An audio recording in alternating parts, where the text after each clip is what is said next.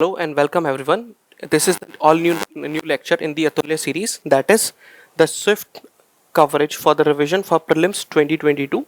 This is our ninth lecture in this series and we are starting the climatology part 1 here as the new chapter. So let's start our discussion over climatology. तो सबसे पहले जब हम climatology को discuss करते हैं, UPSC sometimes tend to ask very basic and objective question जिसमें सिर्फ आपसे फैक्चुअल नॉलेज के बारे में जानने की कोशिश करती है. In that context we are starting with the very basics of the climatology. तो क्लाइमेटोलॉजी को जब हम स्टार्ट करते हैं तो सबसे पहले समझना जरूरी है what is climatology. Climatology is the study of atmosphere and the climate. तो जो अर्थ का सरफेस पर जो एटमॉस्फेयर है और उसमें जो एटमॉस्फेरिक एक्टिविटीज़ है जिसके रिजल्टेंट कुछ क्लाइमेटिक फिनोमेना है उसकी स्टडी को हम बोलते हैं climatology. So study of climate on the surface of earth is known as the climatology. अब सबसे पहली बात यह है कि जब हम क्लाइमेटोलॉजी को पढ़ रहे हैं तो in that scenario we must know what is the atmosphere. हमने बात की थी when we talked about the geological time scale और इवोल्यूशन ऑफ प्लैनेट्स कि अर्थ जब बनी थी तो over a period of time जब ये कूल हुई तो उसके बाद में कुछ गैसेस थे which formed as the envelope around the earth. और वो it is due to the gravity action of earth कि वो गैसेस अर्थ के चारों तरफ अर्थ को रैप करके रखा उन्होंने. दीज गैसेस और the composition of these gases changed over a period of time. अलग अलग टाइम पीरियड में अलग अलग गैसेस थी. With the emergence of plant life oxygen content भी यहाँ पर इसमें इंक्रीज हुआ वेयर इन द एटमॉस्फेयर. उस वजह से animal life was became possible on the planet earth. तो यहाँ पर atmospheric composition over the period of time change होती गई. तो what is this atmosphere? Atmosphere simply means that कि ये वो गैसेस हैं जो अर्थ के अराउंड एक एनवेलप रैप करती हैं and it is that these layers of gases which makes the life possible on the surface of earth, that is about our atmosphere. Now the first topic that we are going to deal is the structure and composition of atmosphere, and within that we will be dealing with the composition of atmosphere. Atmosphere में क्या present है? सबसे पहले atmosphere में the major component is the air. And now the question comes, what is air? It is a mixture of gases. Air is a mixture of gases. However, atmosphere में जो lower part of atmosphere है, क्योंकि atmosphere extend करता है over hundreds of kilometers, तो जो lower part of atmosphere है इसमें आपको air के साथ साथ कुछ tiny fragments भी मिल जाते हैं, particulate matters भी मिल जाते हैं, but our main focus is on the mixture of gases, that is air. So air atmosphere involves mix of gases. There is the amount of solid and liquid particles जिनको हम collectively क्या बोलते हैं? aerosols भी. तो atmosphere की composition में we have got these are the following elements which are involved in the atmosphere. Now air can be seen as pure dry air जिसमें आपको कुछ एलिमेंट्स मिलते हैं like nitrogen, oxygen, argon, carbon dioxide, hydrogen, helium and ozone. इसके अलावा you can find water vapours in the air, you can find dust particles, smokes, salt particles in the air as well. When we talk about air तो इसमें two main gases which play the maximum role और which are more dominate in the atmosphere, that includes the nitrogen and oxygen. They comprise around 99% of the total volume of the atmosphere. So these are the gases which are present in the bulk of the volume. So next is oxygen, which is present in the atmosphere. It combines with other atmospheric elements and it is also combustible in nature. So जो oxygen है it is actually combustible in nature और ये दूसरे components के साथ भी react करती रहती है केमिकली. तो केमिकली डिफरेंट बॉन्ड्स बनाती है डिफरेंट एलिमेंट्स के साथ में. Whereas nitrogen it does not form bonds with other gas, it is more or less inactive और इनर्ट इन नेचर. तो एटमॉस्फेयर में nitrogen is less likely to react with any other elements, so it is less reactive when we talk about atmosphere. Carbon dioxide atmosphere में is present in a small percentage. However, ये जो small percentage में है it has created an equilibrium. But जैसे इसके percentage में कुछ disruption होता है, इसका इंक्रीज या डिक्रीज होता है, डिस्ट्रप्शन होता है, उसकी वजह से अर्थ के टेम्परेचर के ऊपर असर पड़ता है. Reason being carbon dioxide is one such gas जो अर्थ के एटमॉस्फेयर में हीट को ट्रैप करने में हेल्प करती है. It is due to the increment in the amount of carbon dioxide the global warming or greenhouse effect on the surface of earth has been identified. So even though it is in less proportion, less size, less amount, but इसका impact अगर ये जरा सी भी increase होती है, it is manifold. और वो कैसे दिखाई पड़ता है? ग्रीन हाउस गैस इफेक्ट के फॉर्म में, which results into the global warming, climate change. और नॉर्मली कार्बन डाइऑक्साइड कैसे एटमॉस्फेयर में पहुंचती है? कार्बन डाइऑक्साइड एटमॉस्फेयर में पहुंचती है through the life processes. Apart from that, the burning of fossil fuel. Life processes means like respiration, which has been like it's a part of metabolism of all the lives. तो उसके through atmosphere में carbon dioxide पहुंचती है, and another source is the burning of the fossil fuel. Then water vapour and dust particles, these are the crucial elements. इसको हम पूरे climatology में we'll try to सी कि कैसे ये इंपॉर्टेंट है. वाटर वेपर को देखेंगे, it is around 3.3 to 4% of total volume of the air. And largely अगर हम बात करें वाटर वेपर की, तो amount of water vapour which is present in atmosphere, उनमें ग्रेडियंट है. It decreases from equator towards pole. So there is a gradient of water vapour. अगर atmosphere में हम मूव करते हैं फ्रॉम इक्वेटर टू पोल, तो इक्वेटर से पोल की तरफ मूव करते हुए व्हाट वी फाइंड कि वहाँ के एटमॉस्फेयर में या कि वहाँ की एयर में which is in the polar region water vapour कम है. So it shows a gradient from equator to pole. And more often जो हमारा एटमॉस्फेयर है उसमें only up to 6 kilometres maximum amount of water vapours are present. तो water vapour ऐसा नहीं होगा कि आपको मोर देन 50 to 100 किलोमीटर्स के ऊपर आपको वाटर वेपर्स मिलेंगे. एक जोन है जिसके beyond they become very rare thing to present.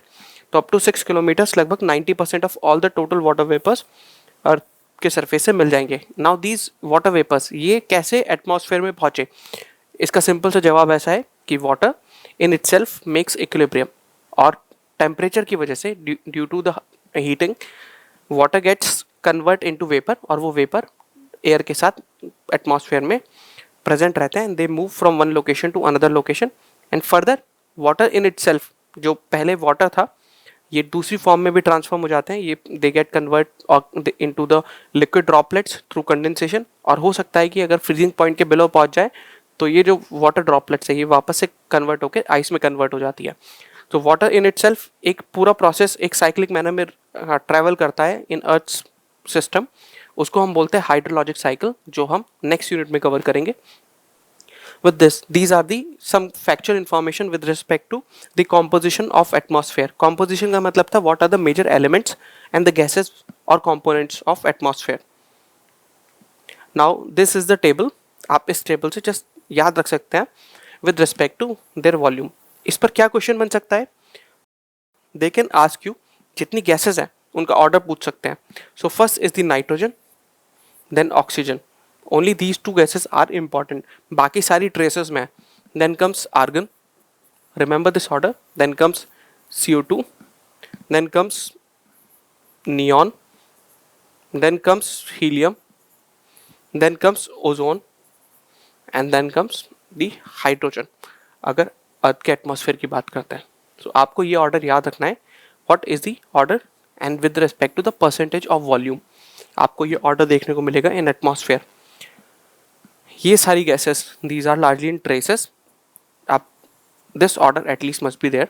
So nitrogen, oxygen, argon, that is the top 3 gases in the atmosphere. Now having seen the composition of atmosphere, the next topic we have to cover is the structure of the atmosphere.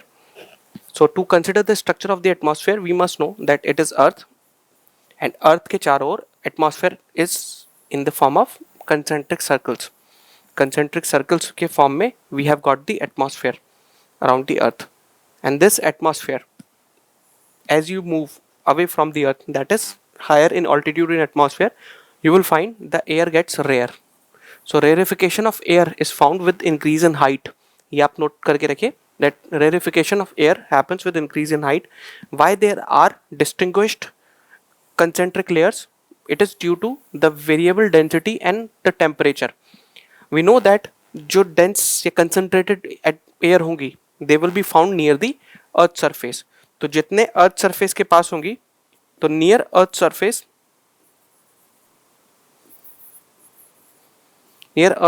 we are going to find the denser layer. That is one thing. So further, the atmosphere can be divided into two segments. One is the homosphere, another one is the heterosphere. That is, these are the two layers. So this part is basically belonging to stratosphere, and we'll discuss when we talk about stratosphere. That is one of the layers of the atmosphere. Now let's see, ये गलती से it has been added to this part of the slide. So let's see what are the different layers of the atmosphere and how they are working. So number one is the broader category की अगर बात करें, so it is the homosphere. Homosphere, it basically extends up to 60 to 90 kilometers. Basically it has been characterized by uniformity of composition. यानी कि यहाँ पर जो chemical composition है या nature of gas है, it won't be changing a lot. तो largely composition वही रहेगा जो हमने देखा था वॉल्यूम के केस में. It includes 3 thermal layers. Thermal layer इसलिए क्योंकि यहाँ पर इनकी कैरेक्टरिस्टिक टेम्परेचर के रेस्पेक्ट पे चेंज होती है. यहाँ पर केमिकल कॉम्पोजिशन के बेसिस पर you can not divide, rather what is the basis to divide these layers? On the basis of temperature or thermal characteristic. One is troposphere, then is the stratosphere and the mesosphere. These are the 3 layers which are incorporated under the homosphere. इसको एक बार वापस we'll try to see कि कहाँ पर we can find the homosphere. So up to this region we have got homosphere. Beyond this we have got the heterosphere. This is the troposphere, the very bottom layer. This is the stratosphere. This is the mesosphere. This red line is basically telling you the pattern of temperature. जब हम troposphere की बात करते हैं, we can see कि जब हम troposphere में हाइट में ऊपर बढ़ते हैं, when we are increasing in height, तो टेम्परेचर डिक्रीज हो रहा है. तो जब हम ट्रोपोस्फेयर के एंड पे पहुंचते हैं, we have got around -60 degrees of temperature. Similarly जब हम स्ट्रेटोस्फेयर में मूव करते हैं, तो टेम्परेचर इंक्रीजेज अराउंड 0 डिग्री, यहाँ पर ट्रोपोस्फेयर एंड होती है. मेसोस्फेयर में जाकर टेम्परेचर वापस से डिक्रीज करता है. तो आप ये एक पैटर्न ध्यान रखिए, in troposphere temperature will decrease with height, stratosphere में इट विल इंक्रीज, मेसोस्फेयर में वापस से डिक्रीज होगा, and then in case of thermosphere it will increase with height. आपको ये बात ध्यान रखनी है. नाउ अनदर थिंग, आपको कुछ जगह दिखाई पड़ता है pause, stratopause, tropopause, mesopause and then thermopause. what does this mean? It simply means that जहाँ पर एक लेयर दूसरी लेयर में ट्रांसफर हो रही है, तो बीच में जो बाउंड्री लाइन है, the boundary zone, this boundary zone is known as the pause. तो अगर स्ट्रेटोस्फेयर जहाँ एंड हो रही है, that will be known as stratopause. Troposphere जहाँ एंड हो रही है, that will be known as the tropopause. Alright, so now let's see what are the different layers of atmosphere. Number one is the troposphere. Troposphere is the lowest layer, we know. Equator पर it can be up to 16 kilometers. At poles it will be around 10 kilometers. तो अगर हम अर्थ का surface देखें, if this is our earth and we are to draw 0 degree equator here and pole here, so 90 degrees means pole, this is the polar point. And if we try to see कि इसमें atmosphere की height कितनी होगी, तो equator के ऊपर it is around 16 kilometre on an average, तो 16 to 20 kilometres हो सकती है, बट अराउंड 9 to 10 किलोमीटर्स इसकी हाइट कहाँ पर है इन केस ऑफ पोल्स. तो पोल पर जो ट्रोपोपॉज मिलेगा आपको, जहाँ पर ट्रोपोस्फेयर एंड हो रही है, that is around 9 to 10 kilometres. This fact you have to remember कि एक ग्रेडियंट है इन टर्म्स ऑफ हाइट, कि पोल पर इसकी हाइट कम है और इक्वेटर पर थोड़ी हाइट ज़्यादा है. किसकी हाइट? ट्रोपोपॉज की. तो ट्रोपोस्फेयर की अगर विड्थ देखी जाए, थिकनेस देखी जाए, it is higher at equator. Further there is temperature decrease with height. जब हम ट्रोपोस्फेयर में ऊपर बढ़ते हैं तो टेम्परेचर डिक्रीज होता है, क्योंकि ट्रोपोस्फेयर एक मेन लेयर है जहाँ पर all the climatic phenomenas are happening.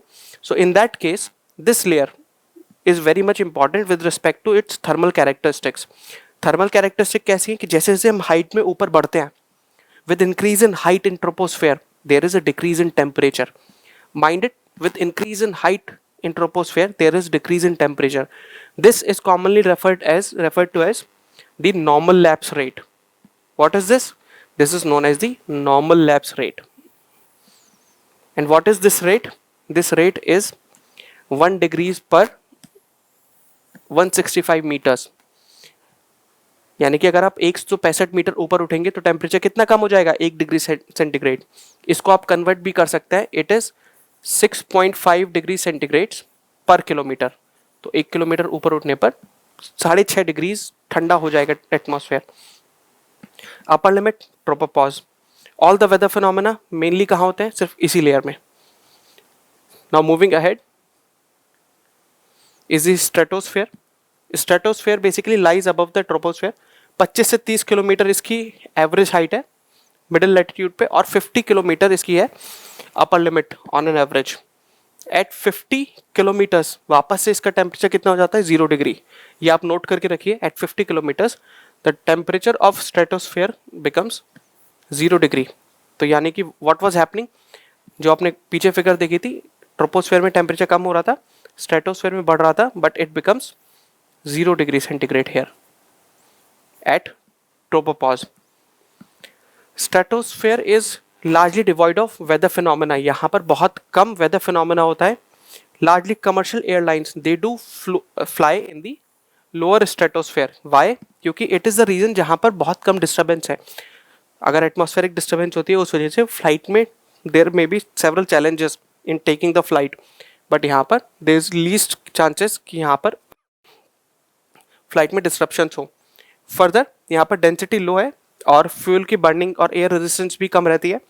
So it is better कि यहाँ पर वेदर टर्बुलेंस के बिना एटमॉस्फेयर में activity can happen. There were 2 to 3 different factual pointers जो हमारे पिछली स्लाइड्स में रह चुके हैं अबाउट स्ट्रेटोस्फेयर. एक बार उन्हें देख लेते हैं. What are those pointers? One is stratosphere में बैक्टीरिया कुछ मिलते हैं, that some bacteria do survive. In fact एक पर्टिकुलर पैच है स्ट्रेटोस्फेयर में, in the lower stratosphere, that is 15 to 35 kilometres की हाइट पर आपको मिलेगा, जहां पर you can find that ozone is present. Ozone is a blue coloured irritating gas. It has got pungent odour. In stratosphere it is an important gas, जिसकी वजह से, इस ओजोन के एनवेलप की वजह से अर्थ पर लाइफ पॉसिबल है. Why? Because it absorbs a lot of ultraviolet rays which are coming from the sun. So this is about stratosphere. Now moving further, let's see where does ozone lie. Ozone stays here in this zone.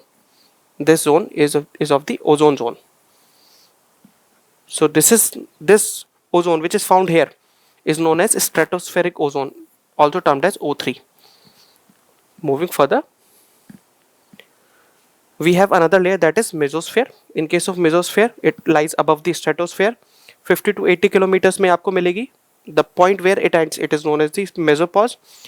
Temperature decreases with increase in height in mesosphere, और lowest temperature आपको मिलता है around -110 degree centigrade 80 to 90 kilometres की height पर. With mesopause, हेट्रोस्फेयर and हो जाता है अर्थ के एटमॉस्फेयर का. Moving further, we have got the heterosphere. What is heterosphere? जहाँ पर proportion of gases they are not constant. different height पर different composition मिलती है गैस की in general. तो थर्मोस्फेयर से स्टार्ट होता है लगभग 80 किलोमीटर्स और 90 किलोमीटर्स के बाद मेसोपॉज आता है. उसके बाद में you will see the thermosphere. Thermosphere की इंपॉर्टेंस क्या है? That here you can find that gases are of extremely low density, but there is the rapid increase in temperature. Rapid increase in temperature यहाँ पर एक major phenomena है जो दिखाई पड़ता है. At the same time gases की density यहाँ पर बहुत कम है.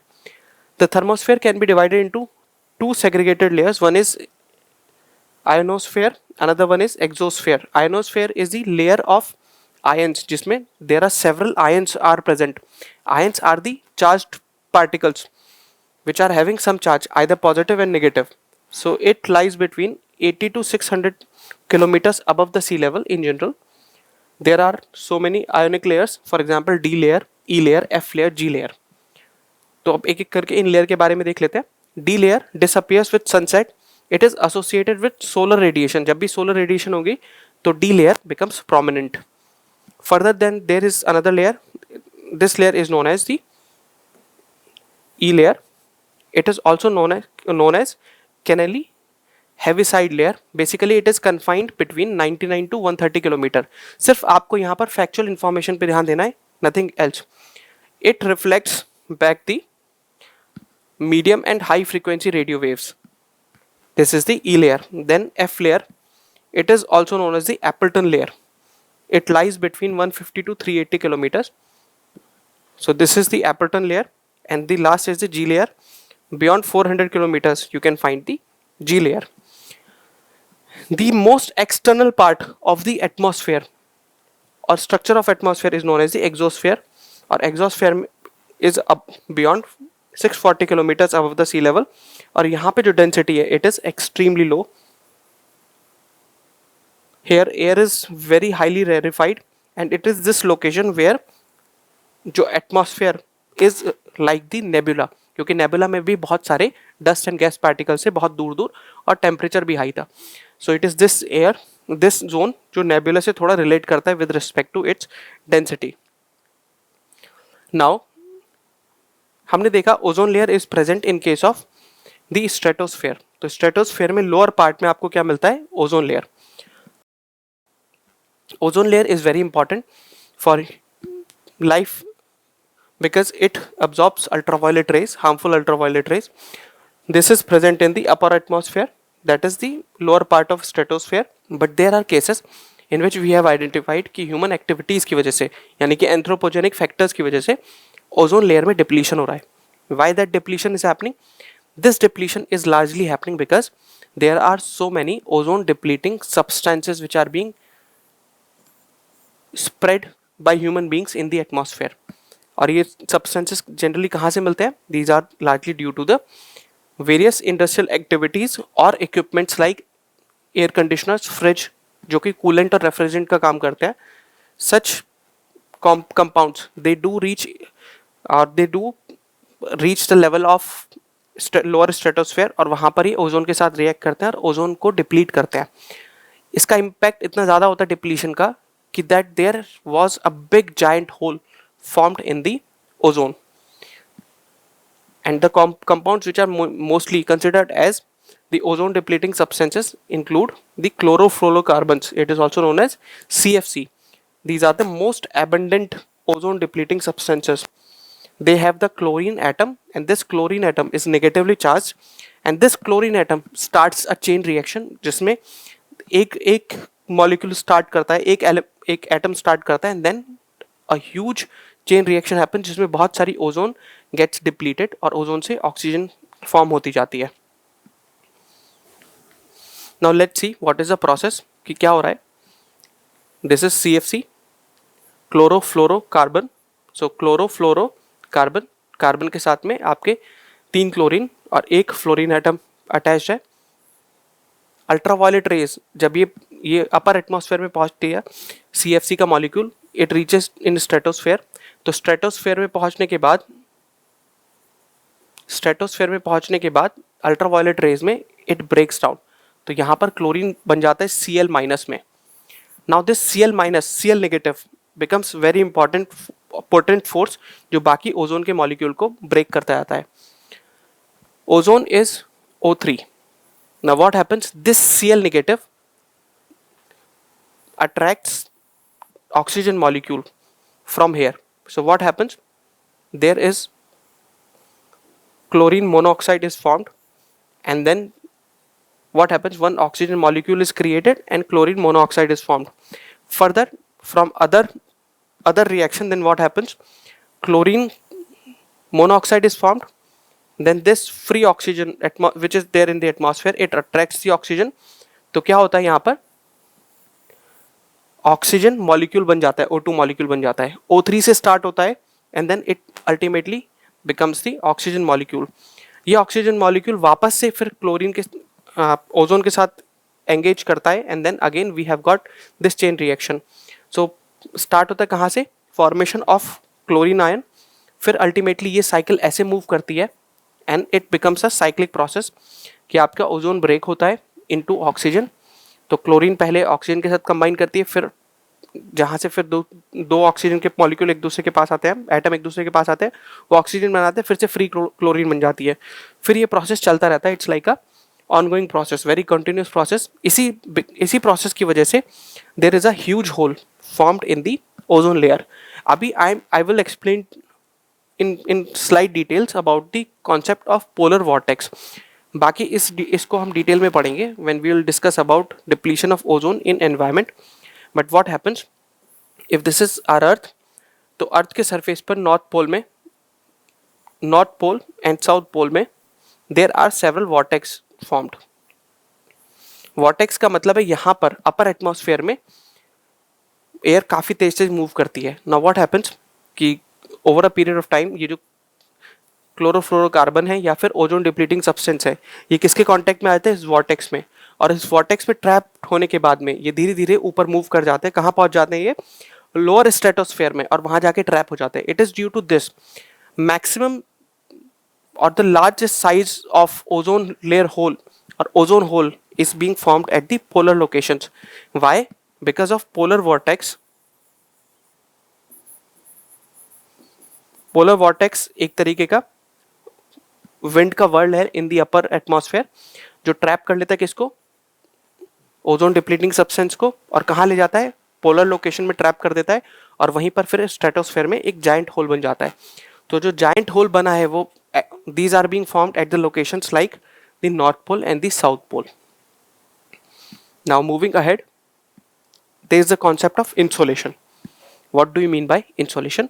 Insolation simply means that incoming solar radiation. Insolation is the incoming solar radiation. Earth in itself does not have its own major energy source.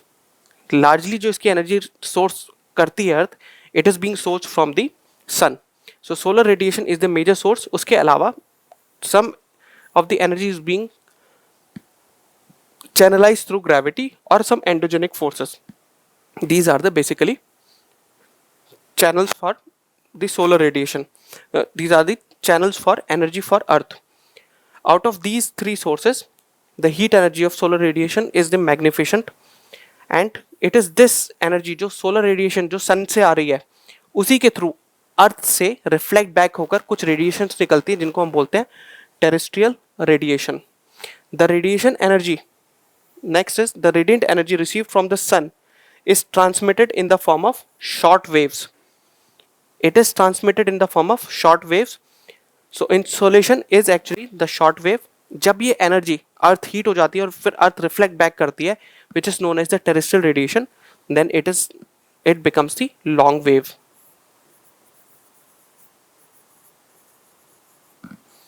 That is termed as the long wave. Now there are two laws. कुछ physics के law है जो आपको पता होने चाहिए। Just try to keep these laws in your mind, जिससे आपको पता चले कि रेडिएशन का मैकेनिज्म कैसे काम करता है। Number one is the Wien's displacement law. ये सिंपली ये कहता है कि अगर जो रेडिएशन है उसकी वेवलेंथ डिपेंड करती है उस बॉडी के टेम्परेचर पे जिससे वो रेडिएशन बाहर आ रही है। दैट इज टू से जितनी ज़्यादा गर्म बॉडी होगी उतनी ही ज़्यादा उसकी वेवलेंथ छोटी होगी। सो टेम्परेचर ऑफ द बॉडी जितना है उससे इनवर्सली प्रोपोर्शनल में है इसकी wavelength. Wavelength is denoted by lambda. So the hotter the body the lower will be the wavelength. इसीलिए जो रेडिएशन सन से आ रही है that will be the short wave, that will be those radiations will be of short wavelength. जो radiation अर्थ पे आकर जो सोलर रेडिएशन है वो वापस अर्थ से रिफ्लेक्ट होंगी, यानी कि टेरेस्ट्रियल रेडिएशन है, उनकी वेवलेंथ कैसी होगी, लॉन्ग, क्योंकि यहाँ पर इनवर्स रिलेशनशिप है। Next law is Stefan Boltzmann law. Stefan Boltzmann law क्या कहता है, इट सिंपली सेज दैट कि जो भी रेडिएशन फ्लो हो रही है from a hot body, it is basically with respect to the certain power of its temperature. तो इट इज सेइंग दैट जो इन्फ्लक्स हो रहा है, जो भी जितनी भी पावर हमें मिल रही है रेडिएशन से किसी बॉडी से, वो उसके टेम्परेचर के 4 टाइम्स होगी। If we talk about the power which is being received by a body, तो वो उसके टेम्परेचर के 4 पावर के बराबर होगी। इससे आपको सिंपल आइडिया पता चलता है कि सन के थ्रू कि अर्थ के पास कितनी एनर्जी और पावर रिसीव कर रही है over a period of time. So this law tells us कि कितनी पावर और एनर्जी इंटेंसिटी अर्थ रिसीव कर रही है। दिस लॉ टेल्स अस कि अर्थ में जो रेडिएशन सन की तरफ से आ रही है, they are short wavelength. जो अर्थ की तरफ से वापस टकरा के जा रही है, that is terrestrial wavelength, that is of long wavelength. जब हमने सन के बारे में पढ़ा था, we talked about photons. Photons are the energy packets जिसमें एनर्जी भी है और लाइट भी है। These are travelling from sun towards the earth. इनको अर्थ तक पहुंचने में अराउंड 8 मिनट्स का टाइम लगता है। And these are the photons which provide earth some energy. तो इंसोलेशन में फोटॉन्स अर्थ पे आते हैं and they provide energy, and they are travelling from sun to the earth in the form of electromagnetic waves. और जो electromagnetic waves हैं जो सन से एमिट करती हैं, किसी बॉडी से एमिट करती है, they are known as electromagnetic radiations. Now electromagnetic radiations which are emitted from the outer surface of earth, they consist of 4 spectrums. पहला स्पेक्ट्रम है उसमें the gamma rays, hard X rays, soft X rays, ultraviolet rays. आपको याद रखना है these are very short wavelength based. Then next spectrum consist of visible rays. Visible rays में आपको देखना है that these are measured in microns and these are of range of 0.4 to 0.7 microns. Third spectrum जो हमें मिलता है electromagnetic waves का, that is known as the infrared spectrum. This is 0.7 to 300 microns. और फोर्थ स्पेक्ट्रम जो हमें insolation से मिलता है यानी कि सोलर रेडिएशन से मिलता है, it includes microwaves, radio waves, radar waves. It is basically measured, its wavelength is can be measured in centimetres and metres. So यहाँ से जब हम देखते हैं first radiation to the fourth spectrum, sorry first spectrum to fourth spectrum, यहाँ पर हमारी wavelength क्या हो रही है, इंक्रीज कर रही है। What is happening, the wavelength is increasing here, the wavelength is increasing from the first spectrum to fourth spectrum. आपको इसमें कुछ नहीं करना है, जो हमने स्पेक्ट्रम का डायग्राम देखा था while we were discussing about astronomy, आपको उस डायग्राम के हिसाब से बस इन वेव्स को याद रखना है। And we have to remember कि कौन सी वेव्स हैं इलेक्ट्रोमैग्नेटिक रेडिएशन है जिनकी वेवलेंथ शॉर्ट है, that we have to keep in to our mind. Now the distribution of insolation, कि आपका जो इंसोलेशन है how it is distributed on the surface of earth. So number 1 कि earth के surface पर जो इंसोलेशन है it decreases from equator towards the pole. तो इक्वेटर पे मैक्सिमम एट इक्वेटर। हम किसकी बात कर रहे हैं, the insolation which is being received at surface of earth. Maximum कहां पर, इक्वेटर पर, एंड मिनिमम कहां पर है, पोल्स पर। तो पोल्स पर मिनिमम है। Also there is temporal variation. Temporal means time के रिस्पेक्ट में, कि साल के किसी टाइम में रेडिएशन ज्यादा है, साल के किसी टाइम में रेडिएशन कम है। So there is difference in temporal. Apart from that there is variation with respect to winter and summer season. तो समर में वी नो दैट जब अर्थ सन से दूर होगी, in that case there will be lesser radiation earth के surface पर। जब अर्थ के सन के पास है there will be more radiation on the surface of the earth. The middle latitudes in both the hemisphere receive maximum sunlight during summer solstice. ये point आपको note करने के लिए है। एंड इन विंटर सोल्स्टिस, तो समर सोल्स्टिस और winter solstice में जो मिडिल लैटिट्यूड है दोनों हेमिस्फेयर में, north hemisphere, northern hemisphere and the southern hemisphere में, they receive the maximum sunlight. ये पॉइंट टू बी नोटेड, क्योंकि इसके ऊपर UPSC can frame the question, आपको स्टेटमेंट देगी and they can ask you whether this is true और false. Further the polar zone that is between 66 to 90 degrees in either of the hemisphere, it receives maximum and minimum insolation only once a year. Largely there are no direct sun rays are being received beyond this degree, this angle 66 degrees. We'll see why, because earth is tilted on its axis, it is not on vertical axis, it is slightly tilted. तो जो solar radiations अर्थ पर आती हैं, तो वो जो overhead direct radiations है वो एक पर्टिकुलर पॉइंट तक जाती हैं. That point is the mid latitudinal zone, that is the tropic of cancer and tropic of capricorn. उसके बाद में जो रेडिएशंस हैं वो बहुत स्लांट हो जाती हैं. जैसे जैसे हम पोल की तरफ बढ़ते जाते हैं वैसे वैसे और ज़्यादा स्लांट होती जाती है. And it is due to the slant nature of radiation, the less amount of heat is transmitted to poles. So less amount of heat is transmitted to the poles. ये एक फैक्टर है, this you have to keep. किस वजह से poles के पास energy कम पहुंच रही है? Due to the slant nature of the radiation which are coming into these areas. और ये स्लांट नेचर क्यों है? बिकॉज अर्थ की जो एक्सिस ऑफ रोटेशन है it is tilted. So this is about the distribution of insolation. Now there are several factors which says what are the reasons for the distribution of factors which affect the distribution of insolation. It includes angle of inclination, जो भी हमने बात की कि rays will depend upon the latitude of a place. क्योंकि अगर lower latitude पे equator पे तो overhead rays होंगी. मैक्सिमम ओवरहेड कहाँ तक जा सकती है? Maximum overhead can reach in between tropics.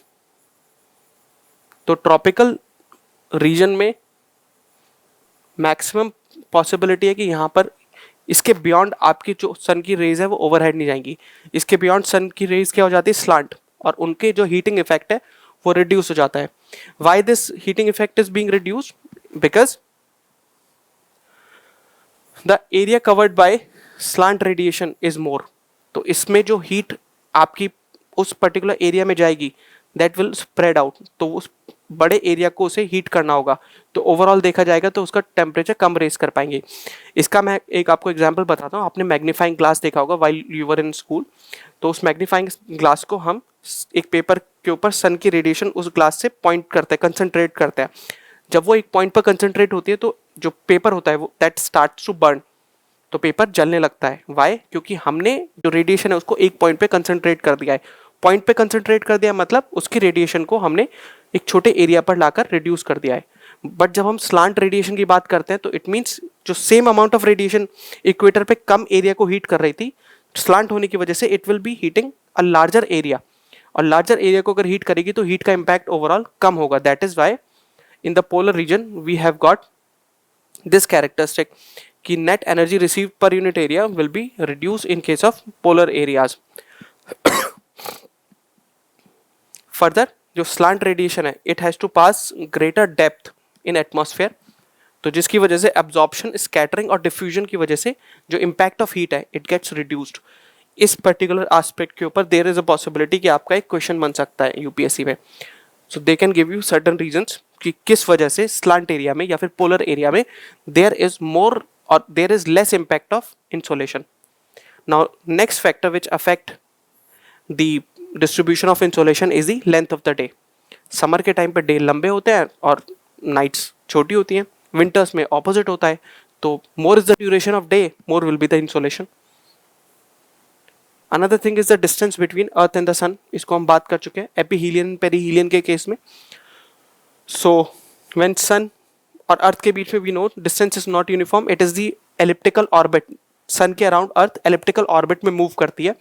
This makes certain cases कि यहाँ पर when it is the shortest distance that is on 3rd of January तो आपको मैक्सिमम इंसोलेशन मिलेगी. But it becomes farthest in case of 4th of July. Then यहाँ पर जो insolation है इट विल बिकम रिड्यूस्ड. जब sun is closer to the earth और earth is closer to the sun it is known as aphelion, it is known as perihelion. जब earth से दूर है sun it is known as एपीहीलियन.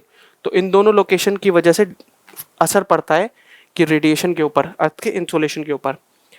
Now the next is the impact of sunspot. Sunspot के बारे में हमने बात की थी कि जब भी सनस्पॉट होता है these are the disruptions and disturbances on the surface of the earth. Sunspot के बारे में बात की थी. If it is the sun, ये आपका सन है तो on the surface of the sun, the photosphere of the sun, there will be some locations जहाँ पर there are dark patches. तो जब sunspot increase करते हैं तो in those areas it happens in a cyclic manner. तो हर लगभग 11 साल के अंदर number of sun spots increase. तो जब सन स्पॉट इंक्रीज करते हैं in such situation there is the larger amount of solar flares, यानी कि सोलर एनर्जी के बर्स्ट बाहर निकलते हैं। So this results into more amount of insolation received by the earth. So more amount of insolation which is being received by the earth when sunspot increases, क्योंकि यहाँ पर बहुत ज़्यादा magnetic solar flares they come out. Another impact is the effect of the atmosphere. So let's try to see what is the effect of atmosphere. So the amount of heat energy which is being absorbed by the atmosphere, ये बहुत सारे factors पे depend करती है। जैसे atmosphere absorb करता है, largely कुछ गैसेस एब्जॉर्ब करेंगी। अगर कुछ पर्टिकुलर रीजन में ग्रीन हाउस गैसेस ज़्यादा है तो वो ट्रैप कर लेंगी हीट को। स्कैटरिंग, अगर वहाँ पर there are particles, tiny particle, जिसकी वजह से स्कैटरिंग पॉसिबल है अर्थ के एटमॉस्फेयर में, then it will reduce the possibility of insolation to reach properly. Oblique rays has to pass through the longer or the longest path. इसको कुछ आप ऐसे देख सकते हैं कि अगर sun, this is the area, अगर कोई डायरेक्ट रेज आ रही है तो they need to travel this height, but कुछ पर्टिकुलर एरिया में let's say if the rays are coming oblique in nature, so यहाँ पर they have to travel extra distance. So this distance, let's say this is capital D and this distance what these are traveling it is small d. So capital D, ये जो ये distance cover कर रही है raise, it is मोर. तो raise atmosphere में जितना ज़्यादा डिस्टेंस कवर करेंगी स्लांट होने पर या ऑब्लिक होने पर, उतने ही चांसेस हैं कि रेज से there will be more reduction in the energy और the amount of energy through insolation. तो वो एटमॉस्फेयर में ज़्यादा एनर्जी का लॉस होगा और अर्थ के सरफेस पे कम एनर्जी पहुँचेगी. So with this, we wind our first lecture or first session on the climatology. In the next session, we'll move further with respect to the temperature and related issues and then pressure related issues in the atmosphere. So thank you very much.